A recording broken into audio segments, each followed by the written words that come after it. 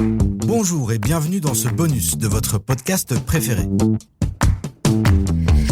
Samedi 28 février, après des semaines de menaces d'intervention militaire, Israël et les États-Unis ont lancé une campagne de bombardement sur l'Iran. Depuis, de nombreux pays du Golfe se retrouvent impliqués dans des affrontements armés qui menacent la stabilité d'une région essentielle pour l'économie mondiale. Essentielle car au large de l'Iran se trouve le fameux détroit d'Ormuz, où transite 20% du pétrole et du gaz naturel liquéfié mondial.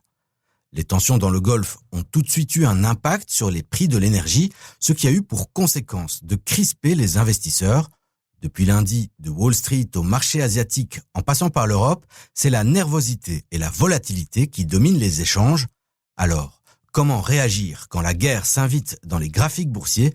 Faut-il ajuster sa stratégie d'investissement ou au contraire se tenir à son plan ? Ce sont ces questions que nous avons entre autres posées à Christopher Dembick, conseiller en stratégie d'investissement chez Pictet. Il nous partage dans cet épisode spécial les réflexes utiles et les erreurs à éviter absolument en période de guerre. Je suis Salim Nesba et vous écoutez Tracker, le podcast bourse du journal L'Écho. Bonjour Christopher. Bonjour. Alors on va se concentrer sur les stratégies à adopter en temps de guerre quand on investit, à commencer par ce fameux dicton « acheter au coup du canon et vendre au coup du clairon ». Seulement là, le coup du canon a été donné un samedi. Que penses-tu de ce dicton ? Alors, c'est assez cohérent, puisqu'effectivement, on voit systématiquement lorsqu'il y a des périodes de risque géopolitique, c'est le cas bien sûr à l'heure actuelle, vous avez les investisseurs qui sont ultra prudents, ils vont aller vers ce qu'on appelle les valeurs refuges. Alors, les valeurs refuges, elles sont assez bien connues en général. Vous avez par exemple l'or ou encore les valeurs de la défense, les actions de la défense, le dollar bien évidemment. Et tout cela bénéficie à ce moment-là. En revanche, ce qu'il est toujours important de garder en tête, c'est que, et c'est ce qu'on dit du terme militaire, on parle de brouillard de la guerre, la difficulté pour un investisseur, c'est de savoir combien de temps va durer le conflit et surtout combien de temps ce conflit va avoir un impact sur le marché, parce que c'est pas toujours la même chose.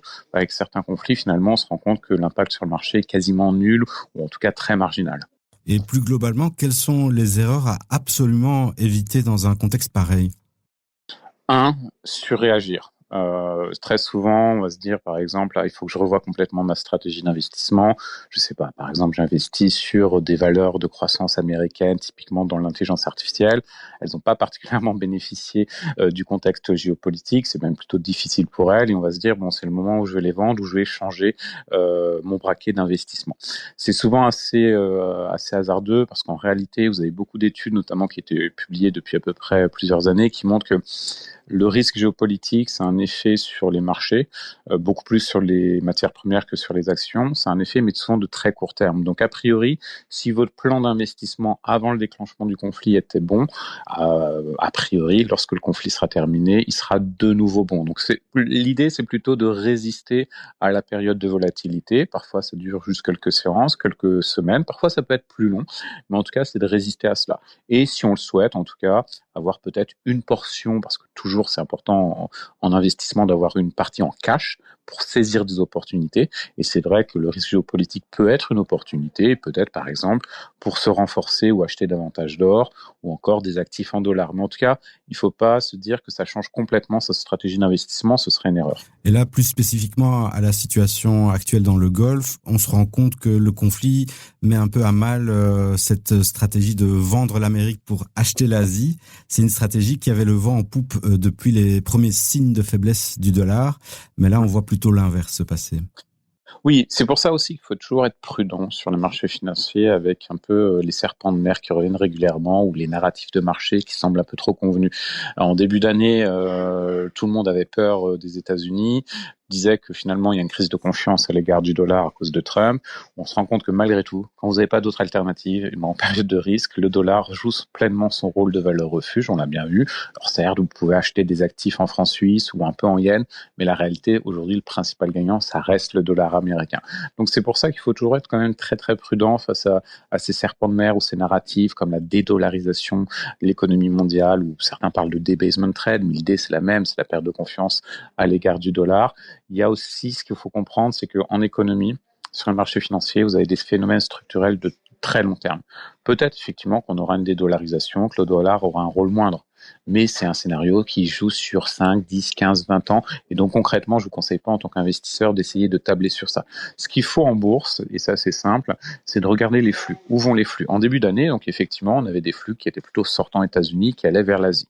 Là, en période de risque géopolitique, ces flux reviennent plutôt vers les États-Unis. Et probablement que lorsque la crise en Iran sera terminée, les flux retourneront, en tout cas c'est mon sentiment, vers l'Asie. Mais le point qui est important, en tout cas, c'est de ne pas trop écouter les narratifs de marché, ces serpents de mer, parce qu'en règle générale, c'est des bons outils de communication, de marketing, mais c'est rarement proche de la réalité du marché. On en vient aussi à ce conseil que vous nous avez donné dans votre passage dans Tracker Plus, de suivre les flux financiers.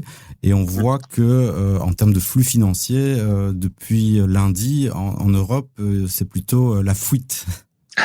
Ah oui, très clairement, il n'y a pas de doute sur le fait que l'Europe n'est pas perçue comme une zone refuge pour les investisseurs en période de risque géopolitique. J'oserais dire, entre guillemets, la bonne nouvelle, c'est comme ça n'a jamais été le cas, on n'est pas trop surpris non plus. Mais on aurait pu se dire, par exemple, parce qu'on a vu ces éléments-là, on a vu notamment que les entreprises du secteur de la défense, a priori, elles auraient pu être assez gagnantes du contexte actuel. Mais quand on regarde dans le détail, celles qui en ont bénéficié, c'est les entreprises de la défense aux États-Unis, celles en Europe de manière extrêmement marginale. Même chose sur les entreprises pétrolières. Les entreprises pétrolières américaines en profitent, alors que les entreprises pétrolières européennes, pas tant que cela. Et à mon avis, l'élément qui est vraiment différenciant, c'est justement, c'est le dollar. Vous avez à la fois le rôle valeur de refuge du dollar, la domination économique et financière et militaire aussi qui est liée à tout cela, et donc des entreprises qui s'en sortent mieux. Vous aviez eu il y a quelques années de cela d'ailleurs un papier qui était assez intéressant de la Réserve fédérale, une étude qui vous montrait aussi que du point de vue des investisseurs, l'hégémonie financière des États-Unis, et notamment avec le dollar, elle est aussi perçue à travers l'hégémonie militaire des États-Unis. Et là, vous avez indéniablement en Iran une démonstration de force américaine qui renforce le fait qu'à la toute fin, on se dit c'est quand même plutôt les États-Unis qui vont bien s'en sortir, et donc a priori plutôt les entreprises américaines, pas vraiment les entreprises ou la bourse européenne. Mmh. Et là, on en a déjà parlé dans l'interview. En temps de guerre, on évoque souvent le terme de valeur refuge. Quelles sont les classes d'actifs qui peuvent jouer ce rôle actuellement? Alors à très court terme, il y en a certaines qui le jouent assez habituellement, donc peu importe le contexte, c'est typiquement le dollar américain. Par dollar américain, on va plutôt aller vers les bons du trésor américain en règle générale, donc les obligations. Le franc suisse aussi, parce que virtuellement dans l'esprit des investisseurs, le franc suisse est un peu adossé à l'or. Alors c'est pas la réalité, mais quand même ça joue beaucoup à cet égard-là. Et on a vu que le franc suisse en a bien bénéficié. Le yen aussi habituellement, même si c'est un peu moins le cas, parce qu'il y a des sujets plutôt internes au Japon. Il y en a un qui est que le Japon est un des pays très dépendants en termes d'approvisionnement pétrolier de cette région et notamment du détroit d'Ormuz. Le deuxième sujet, c'est que le Japon est un peu pénalisé par sa politique monétaire, mais déjà ça fait 3 devises et éventuellement les actifs libellés en cette devise qui sont intéressants. Et aussi, ça peut arriver l'or. Alors pourquoi je dis ça peut arriver? Parce qu'on a dans l'esprit toujours que l'or, c'est un peu la meilleure valeur refuge à la fois contre l'inflation et contre le risque géopolitique. Et désolé, mais c'est pas le cas. Face à l'inflation, l'or a fonctionné dans les années 70. Et aujourd'hui, on ne constate plus de lien entre inflation et or. Et concernant le risque géopolitique, je vous donne un très bon contre-exemple. Alors aujourd'hui, l'or augmente, mais par exemple, lorsque vous avez en février 2022 l'invasion russe de l'Ukraine, l'or a assez peu monté, n'a pas été parmi les gagnants. Donc là, encore une fois, être assez prudent entre ces liens qui sont parfois un peu simplistes, entre l'or, s'il y a une crise géopolitique, l'or va augmenter, c'est malheureusement pas toujours le cas. En revanche, historiquement, et c'est le cas encore aujourd'hui, les actifs en dollars, notamment éventuellement des bons du trésor ou en tout cas même des actions américaines, bénéficient plutôt de ce contexte-là.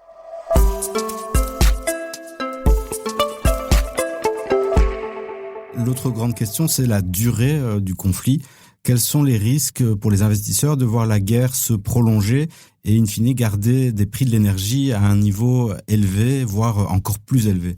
Le risque, c'est ça, c'est effectivement plus le conflit va durer et plus vous aurez des perturbations au niveau des chaînes d'approvisionnement énergétique, plus ça va changer le scénario, qui est un scénario, si on est franc, honnêtement, avant ce conflit, l'année 2026, ça doit être une bonne année pour les actions, croissance plutôt soutenue et pas d'inflation, si je résume. Là, le problème, c'est d'avoir éventuellement une stagflation. Donc, croissance faible parce qu'elle serait impactée par les prix de l'énergie et des prix de l'énergie élevés, c'est-à-dire une inflation derrière cela qui est élevée. Alors, la bonne nouvelle, c'est qu'on n'y est pas encore. Déjà, on considère qu'il faudrait des prix de l'énergie qui soient autour de 100-120 dollars pour que ça devienne un vrai problème. On est plutôt dans des bornes entre les 75-80 dollars grand maximum. Donc on en est encore loin, ça c'est le premier point. Le deuxième point qui fait que je reste encore optimiste, c'est que l'avantage du marché énergétique et du passé récent, notamment la Covid ou encore la guerre en Ukraine, c'est qu'on a compris qu'on devait avoir des routes alternatives de transport. Je vous donne un exemple très précis. Le pétrole, effectivement, passe via le détroit d'Ormuz, pétrole et gaz. En revanche, vous avez d'autres voies de transport qui sont possibles, notamment pour le pétrole.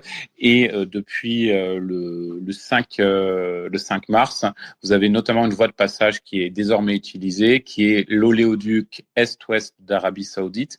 On a depuis le 5 mars, c'est prouvé, des chiffres qui montrent que vous avez une partie du pétrole qui devait passer par le détroit d'Ormuz, qui passe désormais par cet oléoduc. Alors certes, ça va pas pouvoir couvrir l'intégralité de ce qui circulait habituellement au niveau du détroit d'Ormuz, mais ça peut réduire la tension sur les prix du pétrole et ça peut éviter effectivement qu'on soit sur un scénario catastrophe de stagflation qui est négatif pour la croissance, qui est négatif pour les investisseurs et pour les bourses. Et dernière question, quel est l'indicateur que les investisseurs doivent suivre avec précaution dans les jours qui viennent ? Moi, je regarderais très clairement les prix de l'énergie parce que c'est les prix de l'énergie, si ça devient à des niveaux trop élevés, ça restera volatile. Ça, c'est normal, j'oserais dire. C'est un marché qui est aussi par nature plus volatile. Mais si les prix de l'énergie augmentent très durablement, très substantiellement, à un certain stade, vous allez avoir une contagion sur les actions. Parce que si on est assez objectif, il y a eu de la volatilité, mais on n'est pas sur un scénario noir sur les marchés des actions, notamment. Alors certes, il y a eu des chutes de bourse, mais on n'est pas du tout sur un scénario qui est très négatif. Pour l'instant, il n'y a pas de contagion. Si ça venait à avoir une contagion, là, ça va être plus compliqué, bien évidemment, parce qu'on sait qu'une fois que ça commence, c'est très difficile à arrêter. Donc, je regarderai vraiment ces prix du pétrole, ce qui implique donc derrière cela aussi de se tenir au courant de ce qui se passe dans la région. Je vous donne un très bon conseil. Vous allez avoir souvent des commentaires vous disant ça y est, c'est le détroit d'Ormuz est complètement fermé, il n'y a plus du tout de circulation, etc. Faites vos propres recherches. Aujourd'hui, c'est possible d'aller juste sur Internet ou d'utiliser d'ailleurs un outil d'IA et de regarder en direct, gratuitement, les images satellites pour savoir si effectivement on a des navires ou pas qui passent par le détroit d'Ormuz. À l'instant T, au moment de cette interview, on voit qu'effectivement, il y a 90% de trafic en moins, mais ça peut évoluer très, très rapidement et surtout l'administration Trump a compris qu'il devait faciliter le passage à travers le détroit d'Ormuz. Donc vraiment avoir un esprit critique, utiliser tous les outils de recherche qu'on a aujourd'hui, pas juste regarder les gros titres, faire vos propres recherches. Donc pétrole, détroit d'Ormuz, c'est ce qui va un peu influencer la dynamique sur les marchés, on va dire, dans les prochaines semaines. Merci Christopher. À très vite, merci. Si vous souhaitez aller plus loin, je vous renvoie au Tracker Talk publié ce jeudi sur l'actualité des marchés. Et pour suivre la situation au Moyen-Orient en direct, rendez-vous sur le site et l'app de l'Écho. C'était Salim Nesba et Louise Pinchard pour Tracker, le podcast Bourse du journal L'Écho. À la semaine prochaine.